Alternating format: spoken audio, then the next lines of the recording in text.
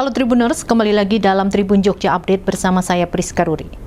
Kepolisian akhirnya berhasil mengurai kasus order fiktif takjil di Masjid Raya Sheikh Zayed Solo. Dalam kasus ini, 2 orang pengusaha catering mengalami kerugian hampir 1 miliar rupiah.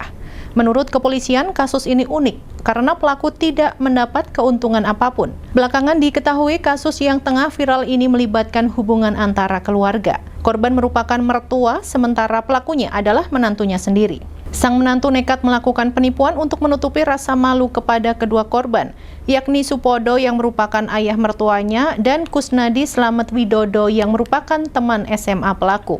Kepada polisi, mengaku terpaksa membuat orderan fiktif karena sebelumnya sudah sesumbar bahwa dia akan mendapat pesanan takjil Masjid Raya Sheikh Zayed. Padahal proses negosiasi saja saat itu belum terjadi. Benar saja, ternyata tak tercapai kesepakatan saat bernegosiasi dengan pengurus Masjid Raya Sheikh Zayed.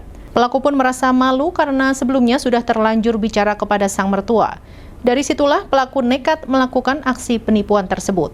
Dia merekayasa adanya pesanan takjil berasal dari pengurus Masjid Raya Sheikh Zayed selama bulan puasa. Sementara kepada pengurus masjid, pelaku menyebutkan jika takjil itu merupakan sedekah dari hamba Allah.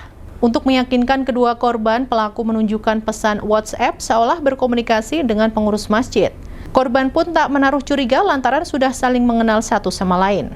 Akhirnya pesanan takjil pun dibuat dan pelaku menjanjikan bahwa pembayaran akan dilakukan setiap seminggu sekali. Namun hingga bulan puasa selesai, pembayaran catering takjil itu tidak pernah dilakukan.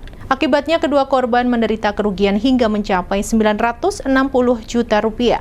Sadar ada yang tidak beres, korban akhirnya membuat laporan ke Polresta Solo. Pelaku kemudian berhasil ditangkap saat kabur ke Ngawi.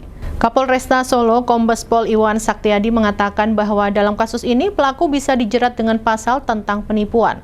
Sementara itu, korban Supodo membenarkan bahwa sang menantu sering menunjukkan pesan WhatsApp yang menunjukkan seolah-olah dia memiliki kedekatan dengan pengurus masjid.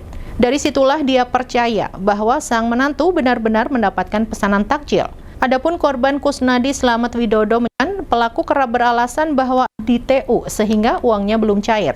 Padahal dia sendiri sudah mengirimkan ratusan porsi takjil setiap harinya. Setelah Lebaran, kedua korban akhirnya melaporkan kasus ini dan meminta pelaku segera melunasi pembayarannya. Demikian berita terkini terkait sebuah kasus unik, order fiktif takjil di Masjid Sheikh Zayed Solo.